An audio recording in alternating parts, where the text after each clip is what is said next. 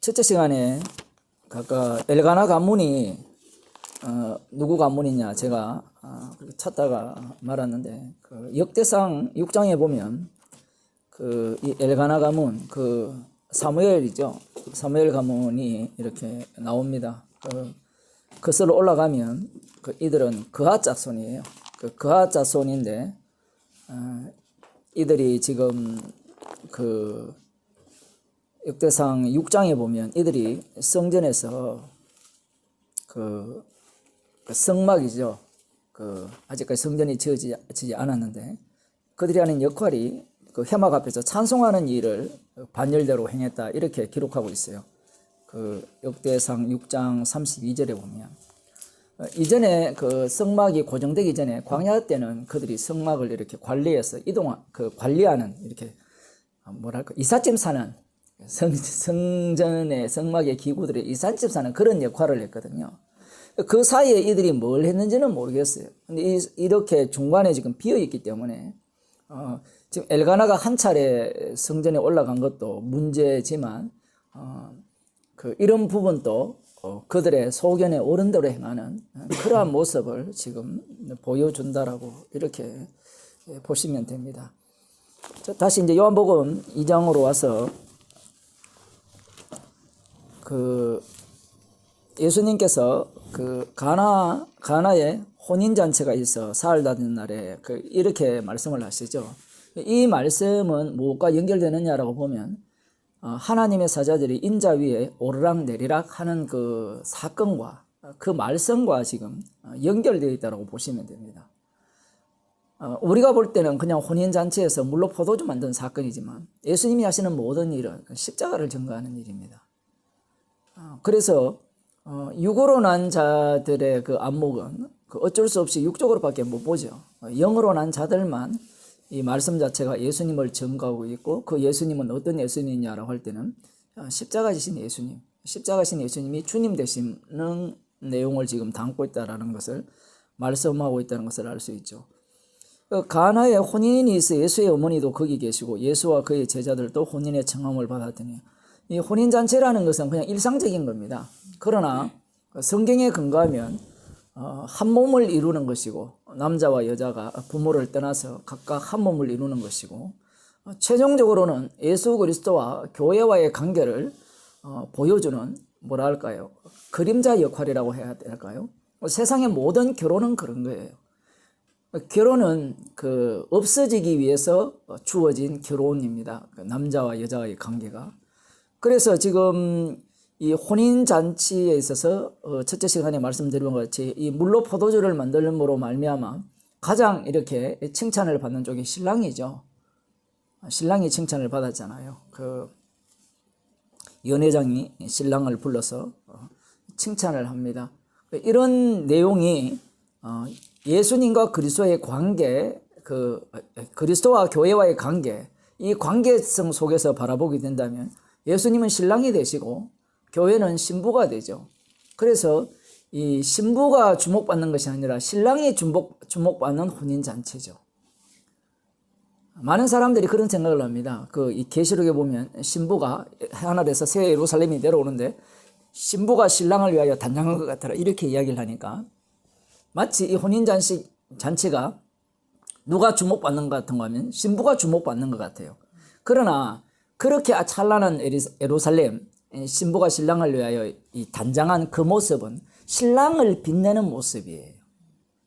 신부를 위한 게 아니라는 겁니다. 십자가 사건은 신랑을 위한 거예요. 신부를 위한 게 아니에요.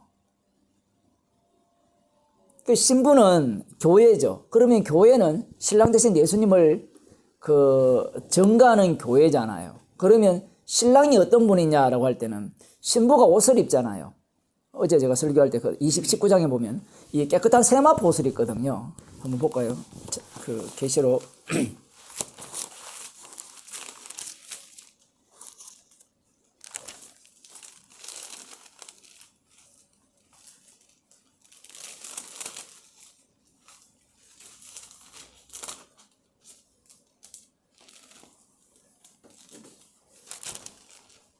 19장 8절. 예, 19장 8절. 그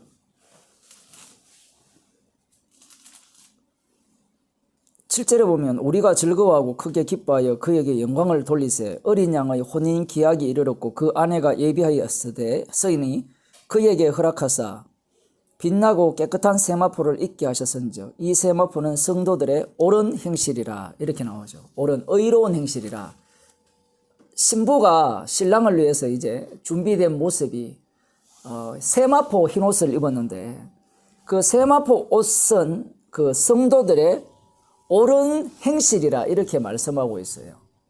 그럼 사람들이 옳은 행실이라 이야기할 때 옳은 행동이네 이런 생각을 갖거든요. 그러니까 참 이 사람들이 얼마나 어리석은가 하면 성령이 오시기 전에는 그렇게 이해해도 돼요.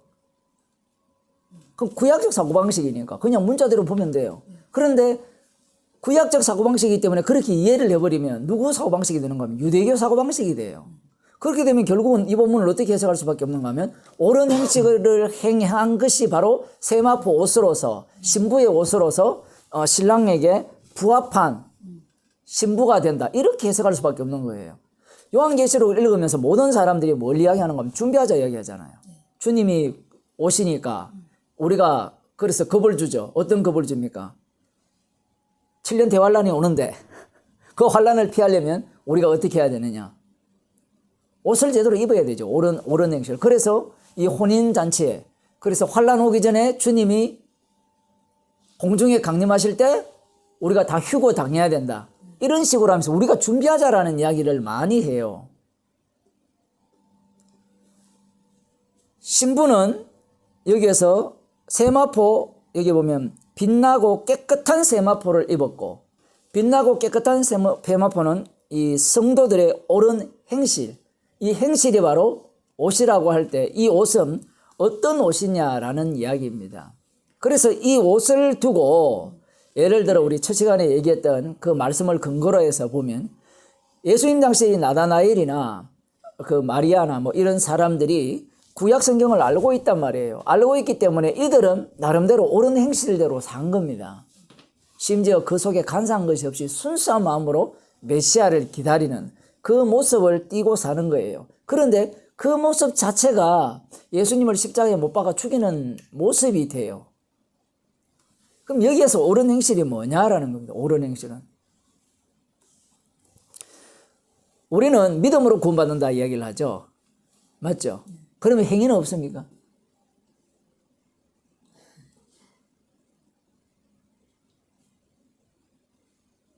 한번 답변해 보세요. 믿음으로 구원받는다 하면 행위는 없나요? 행위로 의롭게 되는 것과 믿음으로 의롭게 되는 것, 이 모습을 보면 그 야고보서에 보면 믿음의 내용이 아브라함이 뭘 해서 믿음을 보여줍니까? 아들 이삭을 바침으로 믿음을 보여주고 기생 라합이 정탐꾼을 숨겨줌으로 말미암아 거짓말함으로 말미암아 믿음을 보여주죠. 믿음은 그런 식으로 드러나는 거거든요. 그 믿음도 행위고 행위도 행위예요. 왜냐하면 인간 자체가 행위 안 하는 게 없거든요. 믿음은 반드시 행위를 통해서 드러나게 돼 있어요. 자, 그런데 그 마가복음 2장을 한번 봅시다.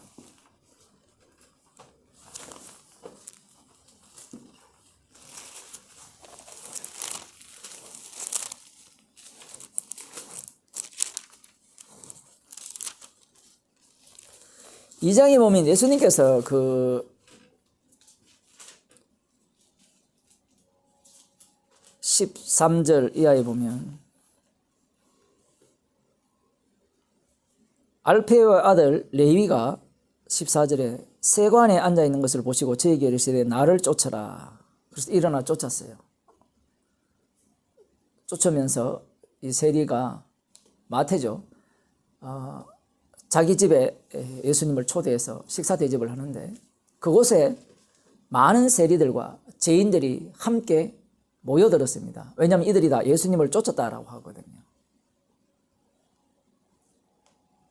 우리가 이걸 그냥 그 사람들 사는 사회에서 일어나는 현상으로도 볼 수 있습니다. 왜냐하면 평소에 사람들로부터 인정받지 못하다가 자기들을 인정해주는 사람이 나타난 거예요. 세리와 창기라는 것은, 세리 자체는 그 당시에 유대인들로부터 왕따죠. 세리 창기는 지옥 가기 1순위니까 1, 2등을 다투는 거니까. 창기들도 죄인들도 마찬가지죠. 그들을 누가 인정해 줍니까? 예수님을 인정해 주니까, 예수님 인정해 주니까 예수님을 쫓았다고 볼 수 있는데, 그건 하나도 안 중요합니다. 지금 이들이 예수님을 쫓으니까 어떤 일이 발생하는가 하면, 바리새인과 서기관들이 예수님의 제자들에게 어떻게 하여서 당신의 제자들이, 당신의 선생이 세리와 죄인들과 함께 먹느냐. 구약 율법에 하면 저들과 놀지 말라 하거든요. 이렇게 말하는 것을 예수님이 들으시고 이렇게 말씀합니다. 우리가 너무나도 잘 아는 말씀이죠. 건강한 자에게는 의원이 있을 데 없고 병든 자에게라 의원이 있을 때 있다. 그러면서 나는 의인을 부르러 온 것이 아니라 죄인을 부르러 왔다. 이렇게 말씀하십니다. 여기에 보면 예수님이 이 땅에 오신 목적은 죄인을 부르러 왔죠. 의인을 부르러 온 것이 아니라. 의사가 필요한 사람은 환자가 필요하죠. 그러니까 병이 안 들었는데 의사를 필요할 필요 없잖아요. 건강하는데 병원 갈 이유도 없잖아요. 저같이 맨날 목이 아프면 병원 가야 되는데 안 아프면 뭐 병원 갈 이유도 없잖아요. 그죠? 그런 겁니다. 지금 예수님께서 세리와 죄인과 함께 먹고 이렇게 마시니까 바리새인과 서기관들이 비꼬는 겁니다. 하나님의 거룩한 백성이, 메시아 왕국을 기다리는 사람이 세리와 죄인과 함께 있으면 어떻게 돼요? 같이 물들 거 아닙니까? 같이 놀면 안 돼요. 왜냐하면 철저하게 구별하라 했거든요. 구약에 보면 거룩하라 했잖아요. 그들과 놀지 말고 떨어져 있어야 돼요. 항상. 그러니 그들이 보기에 예수님은 분명히 앞부분에 하나님 나라를 선포했거든요. 하나님 나라를 전파했는데 하나님 나라와 이 죄인과 세리의 상관관계를 아무리 들여다봐도 이게 맞출 수가 없는 겁니다. 나다나엘도 마찬가지죠. 메시아 왕국을 기다리니까 그 야곱에게 약속하신 그 약속, 그러니까 자손들이 티끌처럼 많을 것이고 이 땅을 차지할 것이라는 그 얘기가 메시아 왕국이거든요. 그 왕국에 들어갈 이 야곱의 자손들은 누구냐라고 할 때는 자기처럼 그 속에 간사한 것이 없는 자들, 사도 바울처럼 예수님 만나기 전에 율법의 의로는 흠이 없는 자들, 그리고 이스라엘 중에 이스라엘 백성이 되고 그 중에 베냐민 지파나 12지파 속에 무조건 들어가는, 날 때부터 난지 8일 만에 할례를 받은 자들, 이런 자들이야말로 천국 가는 1순위죠. 혈통만 그래서 되는 게 아니라 방금 말씀드린 것 같이 날 때부터 율법의 의로는 흠이 없어야 되죠. 부자 청년과 같이 정말 어려서 볼 때부터 10계명을 다 지킨 그들이야말로 천국에 들어갈 1순위입니다. 그런데 예수님께서 세리와 죄인과 함께 먹고 마시고 있는 거예요. 이건 엉터리라는 거죠. 엉터리. 근데 예수님이 말씀합니다. 내가 온 것은 의인을 부르러 온 것이 아니라 죄인을 부르러 왔다는 거예요. 그들이 생각하는 하나님 나라와 예수님이 세우고자 하는 나라가 너무 달라요. 사실은 똑같죠. 이스라엘 백성들을 출애굽시켜서 제사장 나라 만든다라고 할 때는 그 제사장 나라의 특징이 뭐예요? 희생 제물이, 달리 말하면 유월절 어린 양의 피가 뒤덮인 세계죠. 언약궤가 중심이잖아요. 이스라엘의 중심은 언약궤가 중심이잖아요. 하나님의 이름이 계신 곳. 거기는 심판의 자리거든요. 그 심판이 어떻게 이스라엘 백성에게 미치지 않느냐 할 때는 그 언약궤 위에 있는 속죄소 때문에 그렇습니다.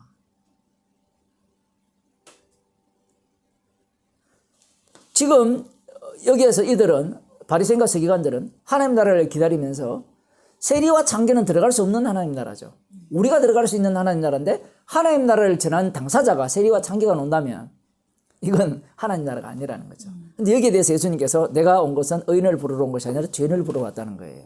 지금 이 말씀과 방금 그 19장 8절, 요한계시록 19장 8절에 나오는 그 빛나고 깨끗한 세마포, 성도들의 행실, 이 내용과 관련되어 있는 겁니다. 자, 여기에서 그대로 이렇게 적용을 시키면 죄인을 부르러 왔죠. 그럼 예수님이 계시고 죄인이 있어서 예수님이 부른 자는 죄인이어야 되죠. 그죠? 이 모습이 희고 깨끗하고 흠없는 거룩한 옷이에요. 옷. 이게 성도들의 행실이에요. 우리가 아는 행실은 뭐 착하고 율법대로 살고 말씀대로 사는 이야기를 하는데, 이 성도들의 행실은 예수님이 불렀잖아요. 죄인을 부르러 왔잖아요. 죄인을 부르러 왔다는 것을 담고 있는 자예요. 그러면 죄인이 돼야 되죠.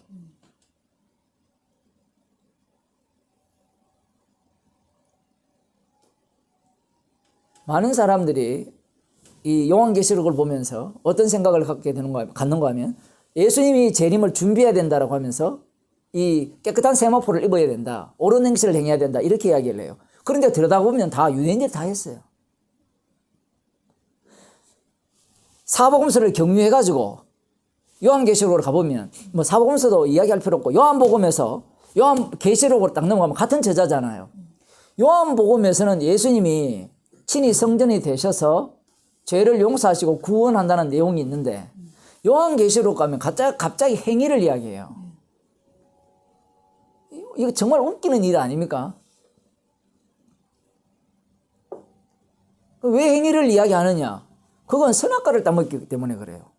심지어 믿음을 이야기하는 사람조차도 행위를 이야기하죠. 믿는 행위.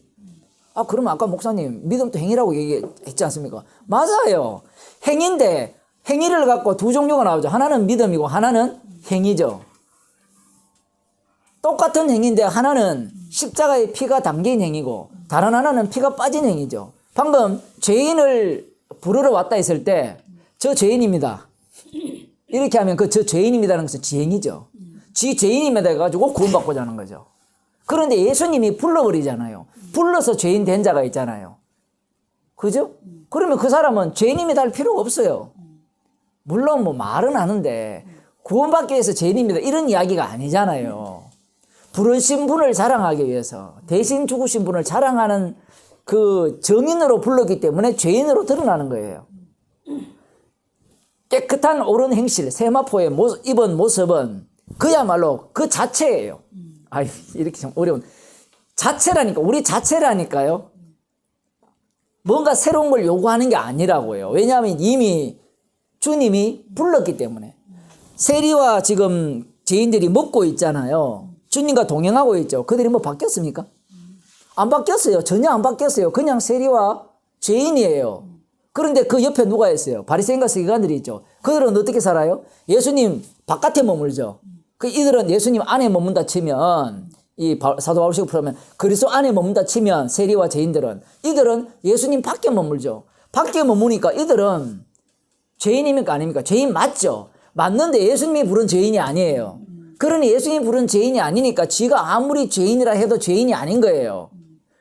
그리고 이 사람들의 특징은 나는 죄인이라고 했기 때문에 의인이라고 우기게 돼요. 반드시.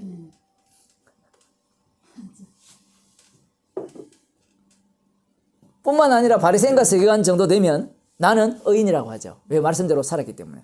그 이유는 불렀지 않기 때문에 그래요. 예수님의 부르심이 없기 때문에. 달리 말하면 성령을 주시지 않았기 때문에 깨끗한 세마포를 못 입었어요. 못 입었으니까 자꾸 입으려고 애를 쓰는 거예요.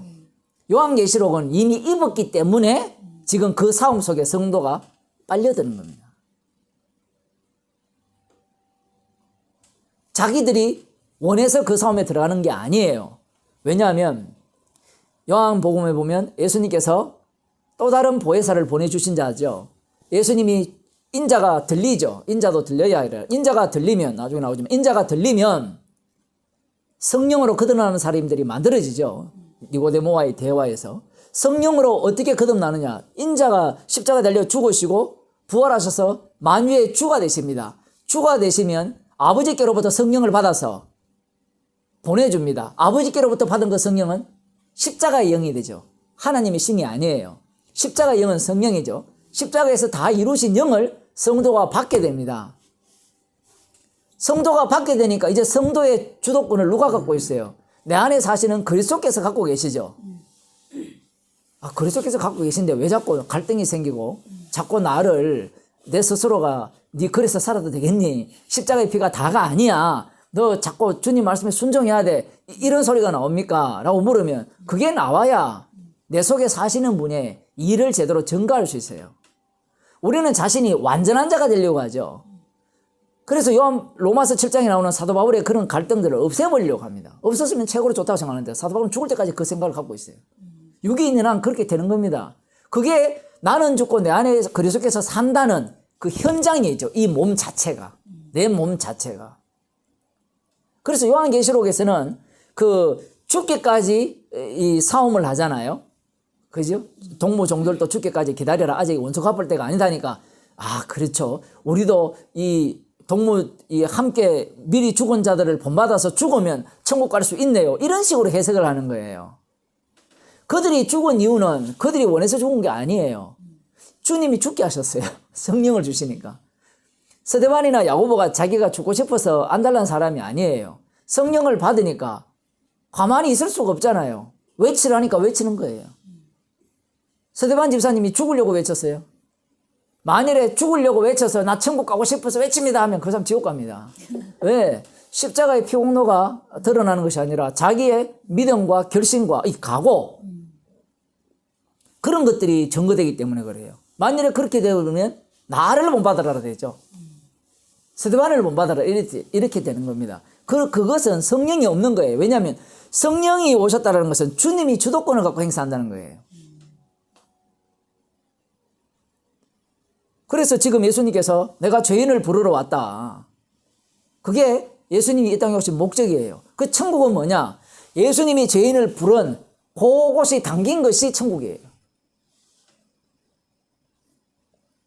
너무 쉽죠?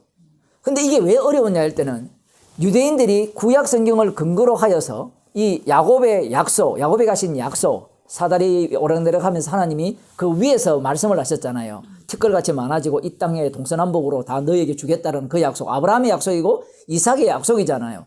그 약속이 주어질 것이라는 생각을 지금 이 당시에 유대인들이 그대로 갖고 있는 겁니다. 마리아도 갖고 있고 다 갖고 있어요. 그러면 그들만 갖고 있느냐? 그들만 갖고 있는 것이 아니라 이방인인 우리들도 똑같이 갖고 있는 거예요. 아니, 죄인들이 모인 곳이 어떻게 그게 천국입니까? 이미 천국상에 대해서 이미 확정되어 있잖아요. 천국은 아까 옳은 행실, 세마포를, 깨끗한 세마포를 입은 자만 들어가지. 그걸 안 입은 자가 어떻게 들어가냐? 방금 문제가 하나님의 말씀을 육으로 해석해버리죠. 깨끗한 세마포라는 게 뭐냐? 성도들이 옳은 행실이라는 말 자체가 그들은 유대인들이 성경받지 못한 유대인들이 말하는 방식으로 그 말씀을 읽고 해석해버리죠. 그 성령이 없으니까 그래요. 그게 육으로 난 것은 육이라는 거예요. 요한계시록도 똑같은 거예요. 요한복음 입장에서 요한복음에서 육으로 난 것은 육이고 영으로 난 것은 영이잖아요. 6에서 0으로 절대로 못 넘어가죠. 근데 방금 그런 식으로 일반 교회에서는 그런 식으로 세대주의자들 이야기하는 그런 식으로 계시록을 해석하면 6에서 0으로 넘어갈 수 있어요. 우리가 기도 많이 하고 결심하고 바코드 안 받고 백신 안 맞고 그러면 천국 갈 수 있다는 주장이 그들의 주장이에요. 그게 맞아요. 그러면 목사님 요한계시록도 당신처럼 그렇게 기록해 놓으면 되지 않습니까? 당신 설교처럼 기록해 놨어요. 해놔도 못 알아듣는데요. 예수님 보세요. 예수님이 구약을 어떻게 해석합니까? 구약을 내게 대해서 전한다 하죠. 모세의 율법이 내게 대해서 전가하고 있고 모세가 나에 대해서 전가하고 있다라고 하니까 바리새인과 서기관들이 열받죠. 모세가 어디 전가하냐? 너희가 그렇게 존경하는 모세가 너희를 고발할 것이다. 고소할 것이다. 이렇게 이야기해요. 얘들 지옥 보내세요. 이렇게 선언할 거라는 겁니다. 이게 바리새인과 서기관들 입장에서는 이해가 안 되는 거예요. 납득이 안 되는 겁니다.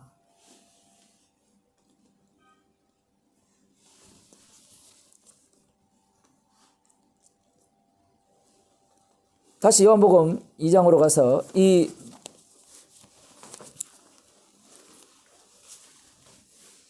천국이라는 것은 신랑을 위해 있는 곳이에요. 그런데 많은 사람들이 우리를 위해서 있다고 생각해요. 지금 마리아가 생각하는 게 그런 입장입니다. 이스라엘을 위해서, 육적 이스라엘이죠. 혈통적 이스라엘을 위해서 메시아가 와야 된다는 거예요. 그런데 주님 쪽 입장에서는 아니야. 신랑을 위해서 신부가 있는 거야. 이 모든 것들은 신랑을 위한 요소들이야. 이스라엘이 나를 위해 있지 내가 이스라엘을 믿지 않는다라는 걸 지금 말씀하시는 겁니다. 그런데 지금 이 마리아가 이 한 동네에 가나라는 곳에 가서 예수님이 하나님의 아들인 줄 아니까 포도주가 떨어졌으니까 이 정도는 하나님의 아들이 해줘야 되지 않습니까? 라고 지금 생각을 하는 거예요. 왜 이런 생각을 하느냐 할 때는 메시아가 오면 누구를 위한 메시아냐면 이스라엘 위한 메시아이기 때문에 이스라엘 나라 중에 한 지역이죠. 한 지역에서 이렇게 하는 것은 메시아가 당연히 할 일이라는 거예요. 그런 게 성경에 어디 있습니까? 구약이 다 있어요. 엘리야와 엘리사 선지자들이 활동하는 지역을 보면 그냥 아예 뭐 사렙다 가부도 마찬가지고 또 어디입니까? 수로보니게입니까? 거기도 마찬가지고 그냥 구석구석이에요. 한 부분일 뿐이에요. 우리는 성경을 볼 때 마치 한 부분이 막 전체처럼 막 보이는 그렇지만 약간 떨어져 보면 그 전체가 아니에요. 한 부분에서 선지자가 활동한 거예요. 그러면 메시아가 왔다면 이 한 부분에서조차도 메시아 다움을 보여야 된다는 겁니다. 그래서 지금 포도주가 떨어진 상태에서는 이 포도주를 만들어 주셔서 이 잔치에 온 사람들을 기쁘게 하는 것이야말로 메시아가 할 일이 아닙니까? 이거는 확신 정도가 아니고 확신 곱하기 3배예요. 그래서 예수님이 분명히 맞죠. 여자야 나와 상관이 없다라고 하죠. 내 때가 아직 이르지 않았다. 예수님이 여기서 여자라고 부르죠. 왜 여자라고 부릅니까? 여자라는 사람은요, 여자의 후손과 관련이 될 때 여자가 되죠. 여자라는 것은. 여자도 그림자이기 때문에 모든 여자는 여자의 후손과 관련 맺어 있어요. 그래서 심지어 베드로 전서입니까? 그게 여자가 해산함으로 구원을 얻는다. 이런 표현을 하는 거예요. 모든 게 지금 관련되어 있습니다. 그냥 별개로 있는 게 아니에요. 그래서 여자야 나와 무슨 상관이 있냐 할 때 예수님과 관련될 수 있는 사람은 예수님과 관련 맺을 때 여자가 되는 거예요. 이 앞뒤가 바뀌는 겁니다. 여자기 때문에 여자의 후손과 관련되는 게 아니라 예수님이 태어남으로 말미암아 여자가 만들어지는 겁니다. 표현을 하자면. 마리아가 먼저입니까? 예수님이 먼저입니까? 예수님이 먼저도 작년이. 그 말이라고 합니까? 예수님이 계심으로 여자가 나오잖아요. 그리고 요한계시록에서는 여자가 누굽니까? 먼저 12장에 보면 아들이 이 땅에 와가지고 먼저 하늘로 올라가고 이 땅에 여자가 남죠. 그죠? 해를 짊어지고 별을 뭐 이렇게 밟고 있는 그 여자 있잖아요. 그죠? 그 여자를 추격하잖아요. 악마가. 그 여자가 난 아들을 죽이려고 하다가 못 죽이니까 아들은 올라가 버리고 그 여자만 남아 있잖아요. 혹시 아세요? 네. 그 내용도 마찬가지죠. 그래서 아들에 의해서 만들어진 여자예요. 그 아들을 위한 여자여야 되죠. 그런데 지금 이 메시아라는 분은 누구를 위한 메시아냐라고 할 때는 나를 위한 메시아, 우리를 위한 메시아예요.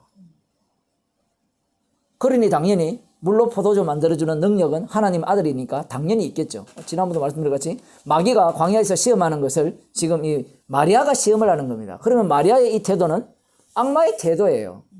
그래서 만일에 능력을 행했다면 예수님은 악마에게 순종한 것이 되는 것 같죠? 그렇게 넘어가주는 겁니다. 넘어가줘야 누가 악마의 자손인지 드러나는 거 하면 이스라엘 백성들이, 남은 자 유대인들이 너희 아비는 마귀라는 요한복음 8장에 나오듯이 마귀 이미 그들에게 그들이 들통나는 거예요. 이걸 보고 하나님의 능력입니다. 맞아요. 근데 그 능력이라는 것은 악마도 다 할 수 있는 거예요. 그런데 상관이 아직 때가 이르지 못하였다. 예수님의 때는 십자가에 달려 죽으심의 때거든요. 이르지 못하였는데 예수님이 왜 그런 일을 하느냐. 예수님의 모든 때가 지금 그 때가 십자가에 달려 죽으심이 때인데 그 때를 증가하는 때이기 때문에 그래요. 그래서 물로 포도주 만든 것도 사건이죠. 그 때를 증가하는 때. 그러나 인간들의 눈에는 그냥 우리가 잔치집에 왔는데 포도주가 떨어져서 포도주를 만들어 주셨다. 물로 포도주를 만들어서 이렇게 들어가지만 예수님은 이 내용 전체를 갖고 십자가의 완료성이 어떠함을 보여주면서 그 십자가 사건이 왜 일어나느냐. 그 이유가 뭐냐. 누가 십자가 사건을 유발하는가. 그 내용까지 다 담고 있는 거예요. 왜 일어났냐 보면 이 여자와 나와 무슨 상관이 있나니까 내 때가 아직 이르지 아니하나이다. 이렇게 말했으면 알겠습니다 해야 되는데 마리아는 포기하지 않죠. 갑자기 하인들에게 이렇게 얘기합니다. 유대인의 결례를 따라 그 앞에 보면 그 어머니가 하인들에게 이르되 너희에게 무슨 말씀을 하시든지 그대로 하라 하니라. 이 굉장히 전개가 거의 서로가 일방통행. 예수님도 일방통행, 마리아도 일방통행. 서로 하고 싶은 대로 가는 거예요. 이게 당연합니다. 복음이라는 것이 그렇게 해서 드러나거든요. 그 아까 우리 사무엘상 1장도 봤습니다만은 저거들 나누대로 막 가요. 근데 주님은 주님의 길로 막 가요. 막 가니까 어떤 일이 일어나요? 충돌이 일어나죠. 충돌이 일어나면 누군가 죽게 돼 있어요. 누군가 희생당하게 돼 있어요. 지금 막 가는 겁니다. 이 마리아 입장에서는 될 줄로 믿습니다는 겁니다. 제가 책에 보면 교회에서 확신을 굉장히 중요시 하잖아요. 아니, 구원받은 확신도 없이 어떻게 예수 믿느냐고요. 여기 확신이 나와요. 이 마리아의 확신. 아, 예수님은 해준다고 하지도 않았는데 해줄 줄로 믿습니다. 저 앞에 물로 포도주 만든 사건까지도 다 내다보고 믿고 했다는 거예요. 그 정도의 믿음을 우리들이 가져야 된다는 게 오늘날 교회가 주장하는 믿음이에요. 이런 얘기가 있다라는 것은 확신이란 자체가 그 아까 첫째 시간을 이야기하자면 뭘 위한 확신이냐 여기 보면 자기를 위한 확신이죠. 그 자기를 위한 확신이 왜 유리하냐 했을 때는 지금 여기에서는 신랑이 이렇게 돋보이지만 마리아가 뒤에서 흐뭇해하겠죠. 어떻게 흐뭇해하겠죠? 본문에 안 나오지만 봐. 하나님의 아들이 내 말 들어주지. 그래서 가톨릭이 마리아를 만들어 놓고 기도하는 거예요. 그 마리아를 닮았어요. 가톨릭이. 얼마나 확신이 좋습니까? 그 구원의 확신 어디에 써먹으려고 그래요? 그게 정말 이해 안 되는 게 치매 걸리면 어떻게 하겠어요? 뇌사 걸리면 어떻게 돼요? 그런 사람 안 걸릴 줄을 믿습니다. 다 하지만. 믿음 좀 안 걸린다. 그렇죠. 믿음 없으니까. 그러면 이제 논리가 그거예요. 치매 걸린 인간은 다 믿음 없고, 그렇죠. 그 신천지처럼 그렇게 하면 돼요. 14만 4천은 확정되었고, 지금 여러분이 들어왔는데, 들어오더라도 죽으면 안 돼요. 살아서 천국에 들어가야 되니까. 죽은 인간은 다 14만 4천에서 탈락한 인간이고, 맞죠. 계속해서 새로운 14만 4천이 들어오는 거예요. 돈벌이가 얼마나 좋습니까? 네? 얼마나 좋아요. 아까 것도 똑같은 거예요. 확신 계속 붙들고 있는 거예요. 그래가지고 이제 어차피 교인들이 헌금 이제 할 만큼 다 했으면 늙잖아요. 거꾸로 이야기하면 늙으면 헌금 못 하잖아요. 왜? 돈벌이가 시원찮으니까. 그럼 그 사람들은 어떻게 돼요, 이제? 확신도 시들어지고, 그러면 목사가 얼마나 좋아요. 그 목사 지도 늙죠? 근데 목사는 늙으면 누구한테 줍니까? 지 아들한테 교회 넘겨주면 되거든요. 지 아들이나 사위한테 넘겨준단 말이에요. 지 딸한테. 한국교회 그런 게 엄청 많거든요. 넘겨주니까 저거들은 계속 돈 벌어먹을 수 있는 거예요.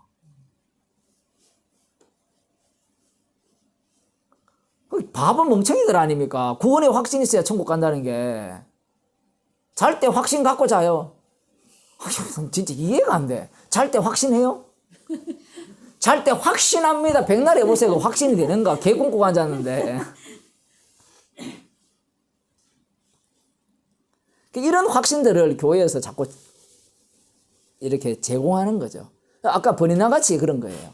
버니나가 자기는 축복받았다고 확신을 하잖아요. 자기가 확신한다는 말은 나는 구원받았다. 구원받으면 어디로 가는가 하면 나그네 자리에 가는 게 아니고요. 고아와 과부의 자리에 가는 것이 아니라 판단자의 자리에 가고 자기가 힘을 행사하는 자리에 가요. 그건 100이면 100이 다 그래요. 확신하는 자들을 보면요. 예수님이 죄인을 부르러 왔다는 말씀에 합당하지 않는 자들이 거의 다 합니다. 뭐 대부분이 아니고. 마리아 죄인중에 계셨는데 죄인중에 개수 자체도 지가 죄인 되는 거예요. 그 김성성 목사의 문제가 그거거든요. 자발적으로 죄인 되기예요. 우린 죄인입니다. 아무것도 할 수 없습니다. 그 지를 꼬라지를 보니까 아무것도 할 수 없거든. 성경에서 말하는 그거 아니에요. 예수님이 불러준 자가 죄인인 거예요. 절간에 가도 오죽하면 자기가 밥도 안 먹고 이렇게 누워 자지도 않고 이렇게 해탈하려고 발악할까요? 안 되니까 그러는 거잖아요. 안 되니까 이제 미친 자리에 올라가는 거죠. 안 돼서 가는 것은 단절이 없는 겁니다. 육입니다. 육. 그런 것들은 누구나 다 할 수 있는 일이에요. 인간이라면.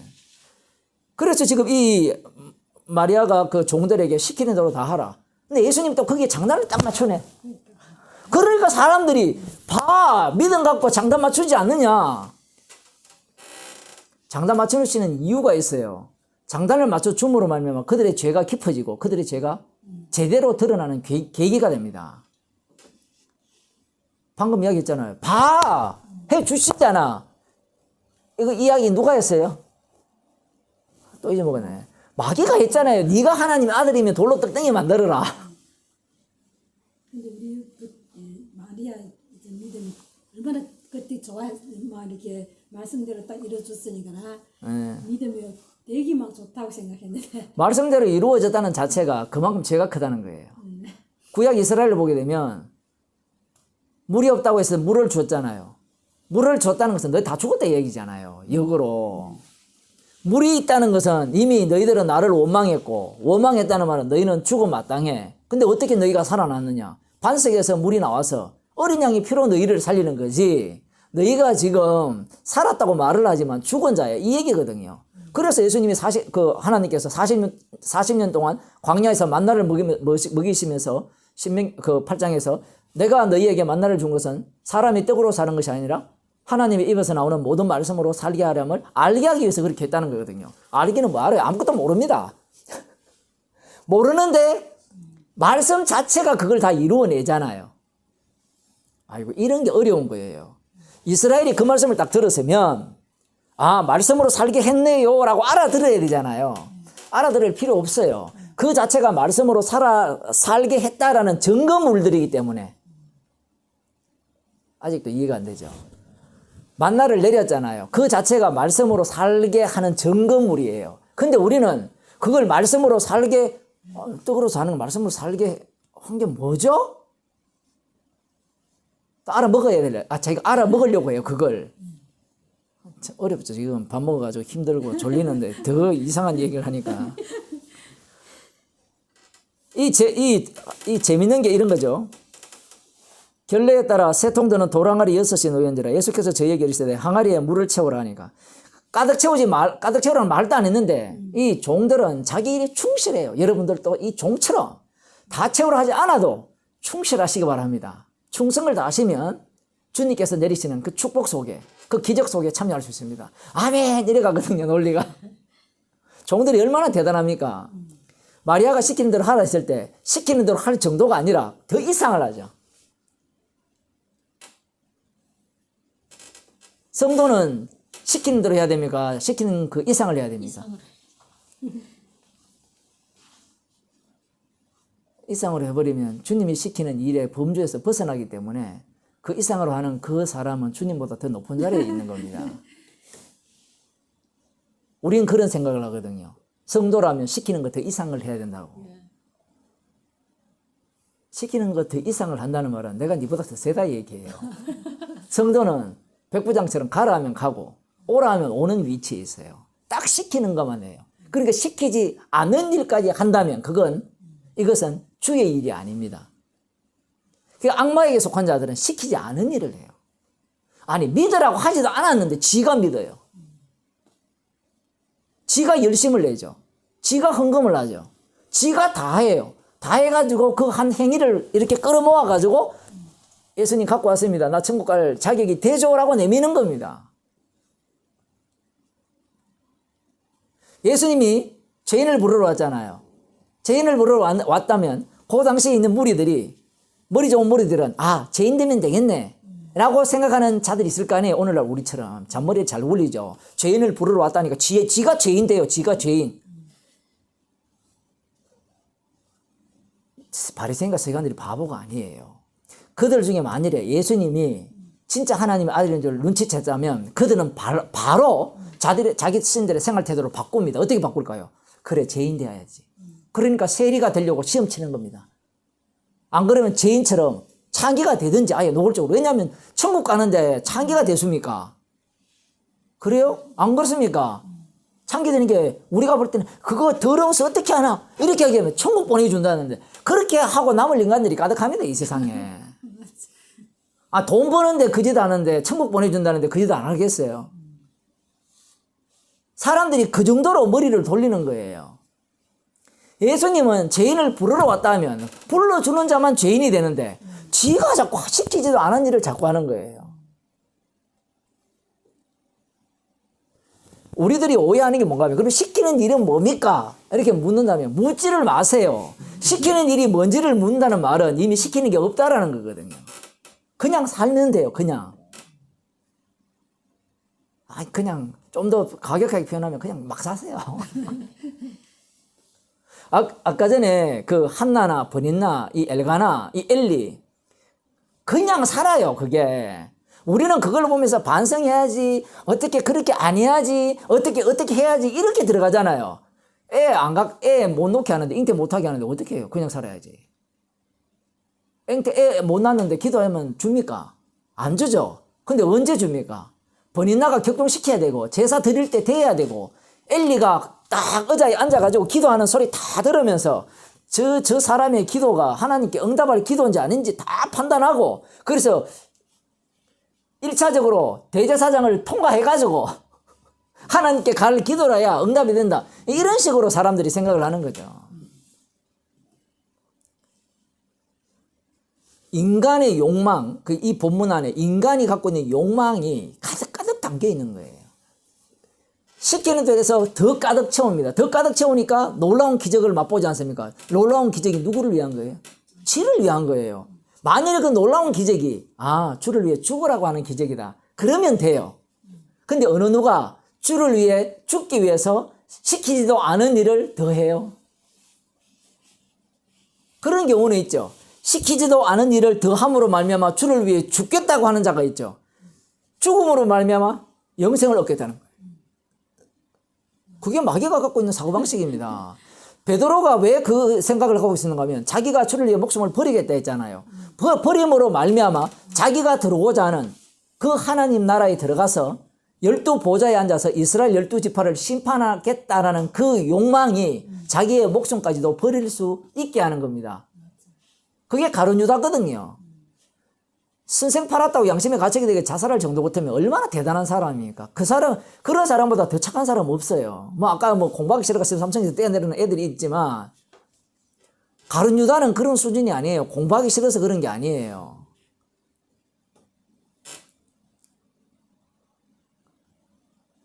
예수님께서 물을 갖다 주라 하시매, 여기서 갖다 주라, 항아리에 물을 채우라, 이 말씀은 두 가지 의미로 해석하면 돼요.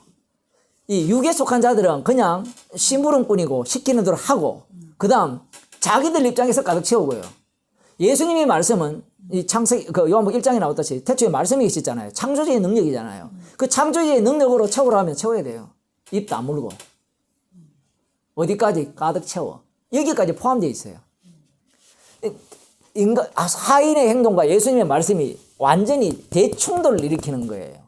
근데 우리는 예수님의 말씀과 하인들이 서로 합한다고 생각해요. 합하지 않아요. 시킨 대로 했습니다. 예. 그렇게 되면 주의 일을 하인이 하게 되는 거예요. 하인은 주의 일을 못해요. 주의 일은 주님이 홀로 하시죠. 천지를 창조할 때 빛이 있으라니까 빛이 있었죠. 그 빛이 손 들고 잠깐만요. 제가 어떻게 있을까요? 이 빛으로 어떻게 가득 채울까요? 요만큼 할까요? 물었어요. 입에 다물고 그냥 가만히 시키는 대로 하면 돼요. 그게 창조주께서 피조물에게 명하시는 내용이고, 피조물들은 말씀대로 되어져야 되거든요. 마찬가지입니다. 말씀대로 돼야 돼요. 그래서 갖다 주라면 갖다 주는 겁니다. 시키는 대로 할 뿐이에요. 근데 자기들 입장에서는 우리는 순종 제대로 했다. 나중에 이들이 성령을 못 받았으면 뭐라고 하겠어요? 야, 내 옛날에 가나 포도 혼인 잔치가 있었는데 그때 마리아 엄마도 있었고요. 그때 12 제자도 있었어. 그게 예수님도 오셨는데 내가 그때 누군지 알아? 그때 바로 그 물 항아리에 가득 채우는 그 종이어서 그 예수님이 나에게 말씀하셨어. 그 전에 마리아가 그 엄마가 나한테 말했는데 시키는 대로 하라 했어.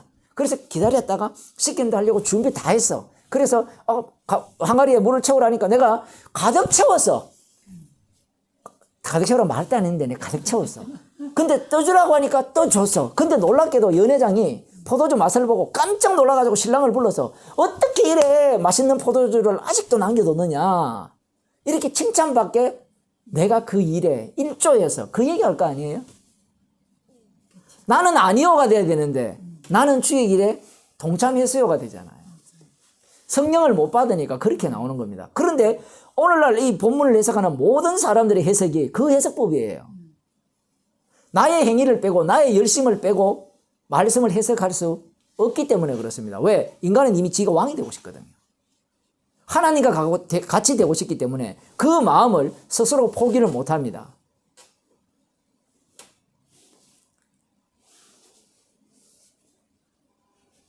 11절 봅시다. 예수께서 이 처음 표적을 갈릴리 가나에서 행하여 그 영광을 나타내시며 제자들이 그를 믿으니라. 여기서 표적이라는 것은 세미온인데 이 말씀, 이 표적을 행하심으로 말미암아 제자들이 그를 믿었잖아요. 자, 표적이라는 것은 두 가지 기능이 있습니다. 십자가가 표적이죠. 십자가가 표적이기 때문에 십자가 사건이 일어남으로 말미암아 천국과 지옥이 나눠집니다. 십자가 지신 그분이 천국 보낼 자를 천국 보내고 지옥 보낼 자를 지옥 보내죠. 그래서 이 십자가 표적 자체가 예수님의 주되심의 증거예요. 그러니까 물로 포도주 만든 사건 자체가 십자가에 달린 그분이 주가 되셨다는 증거예요. 그래서 주가 되셨으니까 이 본문을 보고 지옥 갈 자들은 다 지옥 가야 돼요. 천국 갈 자들은 천국 가야 되고요. 그것은 십자가의 완료성이 드러나는 결과물이기 때문에 그래요. 그래서 이 사건을 보고 사람들이 만일에 마귀처럼 생각하여서 예수님께 순종하고 예수님을 믿고 확신하고 시키는 대로 다 하면 그 천국에 들어갈 수 있자라고 생각하는 사람들은 예수님의 심판 속에서 지옥 갈 자로 저주받을 자로 갈라지고, 반대로 이 말씀 속에서 십자가의 영광을 볼 수 있다면 그 사람은 주님의 피로 구원받은 자들이죠. 그 제자들이 믿었다잖아요. 여기 제자들 중에 누가 또 있어요? 가룟 유다도 들어가 있죠. 그러니까 딱 맞잖아요. 믿었는데 짝 갈라집니다. 믿었는데 짝 갈라져요. 그러니 믿는다고 해서 천국 가는 게 아니라 얘기입니다. 믿으니까 지옥 가는 거예요. 지가 믿어버리면 예수님이 죄인을 부르러 왔다라는 말씀에 합당하지 않아요. 내가 죄인이 되어버리면, 안 그래도 어제 어떤 분이 이제 그 성경을 읽으면서 쭉 얘기를 하다가 갈라디아서 이야기가 나왔어요. 갈라디아서를 보면 이제 율법 이야기가 나오죠. 율법은 몽학선생이라, 우리가 어릴 때는 몽학선생 아래에 있다. 이 말은, 몽학선생 아래에 있다는 말은 육이거든요. 육이잖아요. 몽학선생 아래에 있다는 말은, 율법 아래에 있다는 것은 육이거든요. 아, 제 말이 틀렸어요? 사도 바울이 율법 아래에 있었잖아요. 그 율법 아래에 있는데, 몽학선생 아래에 있었는데 장성하면 몽학선생을 떼내잖아요. 그러니까 그 표현 자체를 어떻게 오해하는가 하면, 어릴 때는 몽학선생 아래에 있으니까 막 때리는 거예요. 때리면서 선생 말을 잔소리 막 들으면서 들어보니까 옛날에 똑같은 거예요. 들어보니까 안 되더라는 거예요.